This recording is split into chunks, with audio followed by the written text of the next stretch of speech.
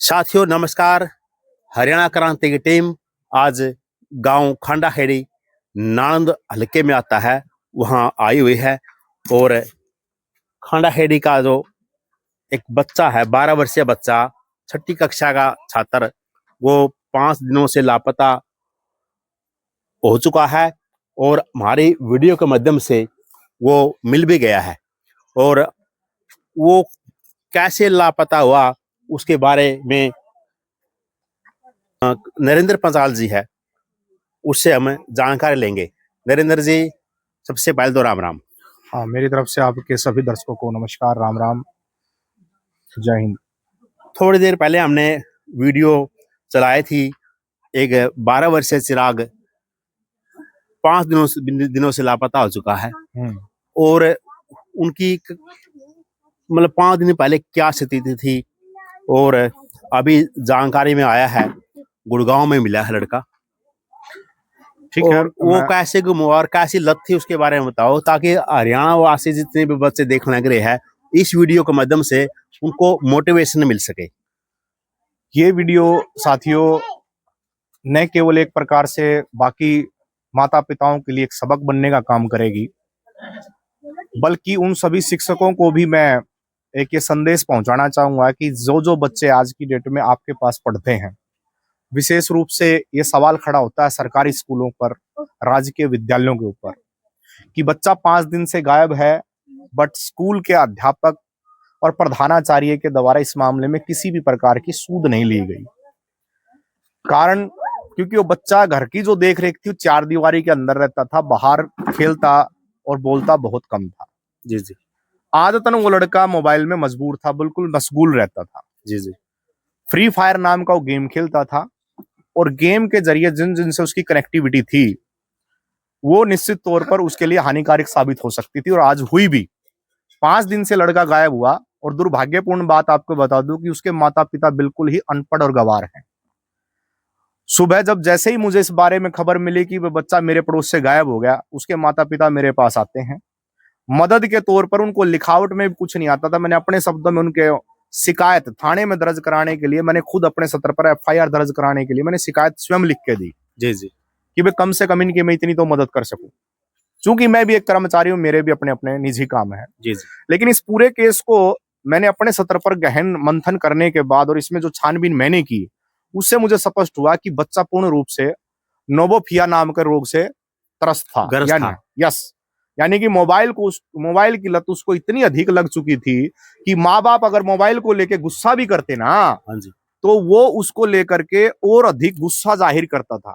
मतलब कि गुस्से के पलट के गुस्से की तरह व्यवहार करना। जी जी। तो इससे स्पष्ट प्रतीत होता है कि आज का जो डिजिटल दौर है, लत हो गई थी बिल्कुल। हाँ बिल्कुल, मैं माइंड ब्रेस हो गया एकदम उसका। तनावग्रस्त, मतलब जिसने कहते हैं ना हिप्नोटाइज हो जाना। जी जी। जैसे किसी जादूगर के द्वारा किसी व्यक्ति को हिप्नोटाइज कर दिया जाता है, वैसे ही बच्चा पूर्ण रूप से मोबाइल के जरिए हिप्नोटाइज हो चुका था। जी जी। और ये हालत उस स्कूल में पढ़ने वाले बहुत सारे बच्चों की है, जी, जो आज की डेट में फ्री फायर नाम के गेम जो एप्लीकेशन है, फ्री फायर गेम, वो खेलते हैं सब बच्चे जी, और एक दूसरे से कनेक्टेड हैं। इससे उनकी शिक्षा पर पूरा बहुत ही बुरा असर पड़ रहा है, क्योंकि इससे क्या, सीखने की जो क्षमता है बच्चों की, जानने की जो इच्छा है, उसमें कमी पड़ती है। जी। पहले हम अपने समय पे पढ़ते थे, मोबाइल हमारे पास नहीं था, तो हम एक होशियार बच्चे या फिर स्कूल के उस शिक्षक के पास जाते थे सवाल के पूछने के लिए कि साहब मुझे इसका सोल्यूशन नहीं मिला। मैं 10 जगह घूमता था तो 10 नई नई चीजें सीखता था। जी जी। लेकिन आज की डेट में देखिए कि मोबाइल आने के पश्चात से शायद खुद अध्यापक गण भी मोबाइल से ही पढ़ाना शुरू कर दिए। जी जी। तो मेरी दरख्वास्त न केवल इस देश की केंद्र सरकार, राज्य सरकार से, बल्कि जो एजुकेशन डिपार्टमेंट के वरिष्ठ जो हमारे अधिकारीगण हैं, उनसे भी मेरी दरख्वास्त है कि आप शिक्षा व्यवस्था में परिवर्तन कीजिए। आप मोबाइल चलाने की बजाय मोबाइल बनाना सिखाइए लोगों को। जी जी। बच्चों को लेबोरेटरी में अच्छे अच्छे प्रयोगशाला के अंदर अच्छे अच्छे एक्सपेरिमेंट करना सिखाइए। जैसे जापान में तकनीकी है। जापान और जो चाइना जैसे जो देश है, वहां पर तो 14 साल के बच्चे भारत के साथ बिजनेस करते हैं, आयात और निर्यात का। जितने खिलौने भारत के अंदर बेचे जाते हैं, वो 14 से 12 साल के बच्चे चाइना वाले बना करके अपने को बेचते हैं, और हमारा 14 साल का बच्चा गायब हो जाता है। जी जी। आज ये 12 साल का बच्चा, जिसका 4 फुट का मात्र कद है, वो बच्चा 4-5 दिन से लापता है। और उनके घर वालों की और पड़ोसियों की हालत इतनी खराब है कि हर रोज भाई बच्चे पूछ पूछ के कहाँ, मैंने उसकी खुद किताबें खंगाली जी किताबें देखने के बाद मुझे पता पड़ा कि जो शिक्षा के क्षेत्र में बातें होनी चाहिए थे किताबों में वो बात थी ही नहीं। जी। उसकी मैंने किताबों पर स्टिकर बने देखे, वो सारे गेम से संबंधित स्टिकर थे। जो माइंड में थी वही उसने ट्रैक किया। हाँ, वही जो जो उसके दिमाग में चलता, दिमाग उसका बार बार गेम की ओर आकर्षित था। जी जी। तो गेम देखने वाले व्यक्ति से पता चलता है वो बिल्कुल वो गेम का एकदम आदी बन चुका है। तो इस व्यवस्था को, इस शिक्षा व्यवस्था को हमें सुधारने की जरूरत है। बच्चे आगामी समय में किसी अन्य बीमारी का शिकार ना हो, भाई तनाव में ना रहें, टेंशन मुक्त रहें, तो बच्चों को मोबाइल से दूर रखना अति अनिवार्य है। यह संदेश न केवल शिक्षित श्रेणी के जो हमारे अध्यापक गण हैं उनको भी मैं ये संदेश देना चाहूंगा कि मान्यवर, मोबाइल इतना जरूरी नहीं है। अगर आप मोबाइल को इस प्रयोग में लाना चाहते तो क्यों न आप प्रोजेक्टर के जरिए क्लासेस में पढ़ाना शुरू कर दें। जी जी। प्रोजेक्टर के द्वारा भी वही चीजें बड़े स्तर पर बड़े पर्दे पर देखी जा सकती है जो आप छोटे स्तर पर लोगों को रोगी बनाने के लिए, बच्चों को रोगी बनाने के लिए आप मोबाइल जो मोबाइल पर बैन लगाया, टीचर की रेख देख में होता है सब कुछ। हाँ, प्रोजेक्टर जो है टीचर की देखरेख में होगा और अच्छी एक व्यवस्था में थोड़ा परिवर्तन आप कीजिए, एक्सपेरिमेंटल इंडिया बनाइए। ठीक है, मैं ये कहूंगा। और जो बच्चे जो 9वीं क्लास के में टैब दे देते हैं, और टैब के बारे में क्या बताओगे? ये भी एक अपने दुर्भाग्य की बात है और सौभाग्य की भी बात है। क्यों तकनीकी इतनी आएगी उसके में? देखो, हानि और लाभ दोनों होते हैं। देखो हानि और लाभ, लेकिन वो प्रयोग का तरीका देखिए आप। जी जी। अब एक चीज देखिए, पहले हम परस भी रखते थे जी और अब मोबाइल में ही परस है। जी जी। वही वॉलेट का काम करता है, पेटीएम वगैरह कई सारी एप्लीकेशंस हैं। जी जी। लेकिन आप ये देखें ना, इन एप्लीकेशंस के जरिए जो साइबर फ्रॉड हो रहे हैं, आप उस पे क्यों नहीं जा रहे? जी जी। आप एक बच्चे को घर पे मोबाइल, जो अपना पर्सनल मोबाइल है, यूज करने के लिए देते हो। कोई भी अगर अनदर पर्सन, अननोन व्यक्ति उस पे कॉल करके ओटीपी आपसे मांग ले और आपके खाते से पैसे गायब हो जाए, तो दोषी कौन होगा? तो साइबर फ्रॉड जो हो रहा है उसके लिए दोषी हम स्वयं हैं। जी जी। क्योंकि हम शिक्षित नहीं है पूर्ण रूप से इस चीज के बारे में, इस टेक्नोलॉजीज के बारे में। आप शिक्षित कीजिए भारत के सभी युवाओं को कि आगामी समय में जो हमारा पैसा, कैश पेमेंट तो हम रखते नहीं, अगर हमारा 4 या 5 10 दिन के लिए इंटरनेट सेवाएं बंद कर दी जाए तो हमारी स्थिति ऐसी हो जाएगी, बिल्कुल एक चलते फिरते बेजान शरीर वाली। क्यों? क्योंकि जो पैसा हमारा बैंकों में बंद, हर 5 दिन हमारा अगर इंटरनेट सेवाएं बंद हो गई तो पैसा हमारा जब्त। क्या कर पाएंगे हम? ना किसी से ले पाएंगे, ना दे पाएंगे, ना कोई वस्तु खरीद पाएंगे, ना किसी को बेच पाएंगे। तो स्थिति ऐसी बनाइए कि इस देश के अंदर हम आगामी समय में भविष्य को देखते हुए चीजों में सुधार कर सके। और रही चिराग की बात, चिराग जैसे न जाने कितने बच्चे और कितने माँ बाप इनके ऐसे हैं जो बेचारे अनपढ़ गवार हैं। तो बच्चों को मोबाइल से दूर रखना इसलिए जरूरी है क्योंकि हम बच्चों को संस्कार नहीं दे पाते और उससे जो उसके अंदर जो मन में चल रहा है पूछ नहीं पाते।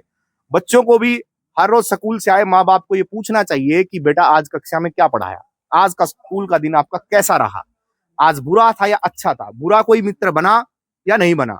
अच्छाई की भी, मैं ये नहीं कहता कि बुराई का पता कब चलता, बुराई का पता भी आदमी को ठोकर खाने के बाद ही पता चलता है। हमेशा पूछते रहना चाहिए, बेटे आज आपने क्या लिखा, क्या स्कूल में काम दिया। बिल्कुल। और माँ बाप उसे पूछते नहीं, जब रोने लग जाता है मोबाइल दे देते हैं। मेरी कंप्लेंट विशेष रूप से खांडा खेड़ी गांव में जो सरकारी स्कूल में बच्चे पढ़ते हैं उनके लिए है, क्योंकि जो प्राइवेट स्कूलों में पढ़ने वाले बच्चे हैं वहां पर प्राइवेट स्कूलों के अंदर केयर टेकर का काम करने वाले अलग से अध्यापक रखे जाते हैं। जी। पूर्ण रूप से ध्यान केंद्रित रहता बच्चों के पास। प्राइवेट स्कूल में जो टीचर पढ़ाते हैं वो पर्सनली कॉल करके अपने माँ बाप से पूछते हैं कि आज बेटे ने काम किया कि नहीं किया, आपका बेटा पढ़ाई में कैसा है।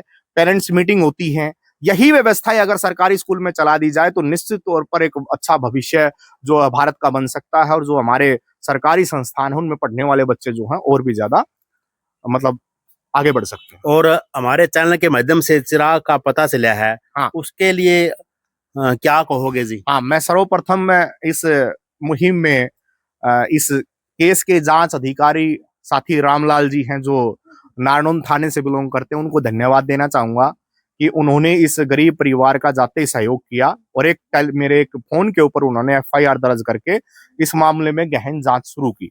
दूसरा, देखो मीडिया भारत का एक बहुत ही महत्वपूर्ण स्तंभ माना जाता है। आज इस मीडिया चैनल के माध्यम से जैसे ही वीडियो प्रसारित हुई तो 12 वर्षीय लड़का उस वीडियो को कहीं ना कहीं किसी साथी ने देखा और उसको ढूंढ लिया। बड़ी गर्व और खुशी की बात है कि हमारा 12 साल का जो चिराग है वो बगैर पैसे उसके जेब में हुए, बगैर मोबाइल के आज वो सिर्फ आप लोगों की वजह से आज मिल पाया है। मैं शुक्रगुजार हूं आपका जो आपने इस न्यूज को हरियाणा भर में फैलाने का काम किया और साथी को ढूंढने का प्रयास किया। नरेंद्र जी, ये हमारा कर्तव्य बनता है। ये इतने चिराग गुम हो चुके हैं, ये तो हमारे चैनल के मदद से मिल गया, लेकिन जो और भी गुम हो चुके हैं वो मिल रहे कहीं, जो लांगता मान लो या फिर सेक्स रैकेट मान लो, ऐसी ऐसी जगह बच्चों को धकेला जा रहा है कि जिसकी आप कल्पना भी नहीं कर सकते। क्रूरता का अगर मैं प्रतीक कहूं तो गलत नहीं होगा। जी जी, आप अपने बच्चों को संभाल के रखिए, आपका बच्चा ही आपका भविष्य है। मेरा कहना, अगर आप अपने बच्चों को, अगर आप लगाव करते हैं, प्यार करते हैं, तो अपने बच्चों की देख रेख कीजिए। आपका भविष्य, बच्चा ही आने वाले समय में इन चीजों से निजात दिला सकता है। ऐसे ही जो चिराग के दोस्त थे, हाँ, वो खेलते थे। हाँ, आज भी सरकारी स्कूल में पढ़ने वाले 8वीं क्लास से ऊपर 6ठी क्लास से लेकर 12वीं क्लास तक गांव खांडा खेड़ी में जो बच्चे पढ़ रहे हैं, जिनके हाथ में टैब है, सब के सब गेम के आदी बन चुके हैं, इंस्टाग्राम के आदी हैं। तो मेरी दरख्वास्त है स्कूल के प्रधानाचार्य से कि कृपया करके आप इस पर रोक लगाएं। निश्चित तौर पर आप एक सफल मुहिम चला सकते हो और ये मुहिम खांडा खेड़ी से चलेगी तो निश्चित तौर पर एक इतिहास दर्ज करेगी। जस्सी पेटवाड़ को क्या कहेंगे जी, यहाँ का विधायक है। देखिए, उनकी जो समस्याएं यहाँ विधानसभा में ये मुद्दा उठाए, अच्छी बात है भाई। शिक्षा पे तो जोर देना ही चाहिए। हालांकि वो साथी शिक्षा के मामले में अभी कागसर का एक केस चला हुआ है, नर्सिंग कॉलेज का, बराबर आप सबको पता होगा। जी जी जी। उसमें भी वो संलिप्त और बराबर मदद भी कर रहा है, मैं ये नहीं कहूंगा। और जो उसके सत्र का काम है वो उसको करना ही चाहिए। राजनीतिक जो कीचड़ है वो एक दूसरे पर भले ही आप उछाले, कहीं पर कोई भी लड़ाई आप लड़िए, ये राजनीतिक लड़ाइयां हैं, लेकिन असली सरकार जनता की सरकार होती है। घर घर से आप नेता पैदा करो, क्योंकि अब नेताओं की सुनी जाने लगी, तो नेता आप भी बनाइए। एक जस्सी जैसा और 2 4 10 पैदा कीजिए। भाई, जस्सी जो है किसान का बेटा था, वहां से उठकर वो विधानसभा तक पहुंचा है, तो आप भी बन सकते हैं और आप एक निश्चित तौर पर भव्य भारत का निर्माण कर सकते हैं। तो जस्सी भाई, मेरी तरफ से तो आपको शुभकामनाएं। आपका कार्यकाल पर भी सवाल खड़े होने लग गए हैं, तो निश्चित तौर पर कोई समस्या छोटी हो या बड़ी हो तो उसका तत्काल निवारण करें और लोगों को मतलब एक सामान्य व्यक्तित्व वाला जीवन जिए, सरल व्यक्ति बन के लोगों की मदद करें। इस वीडियो को ज्यादा से ज्यादा शेयर कर दो, ताकि जो बच्चे देखने लग रहे हैं इस वीडियो से प्रभावित होके फोन की लत छोड़ दें। और आप देख रहे हो हरियाणा क्रांति न्यूज के साथ दर्शन सिमार सुरबरा।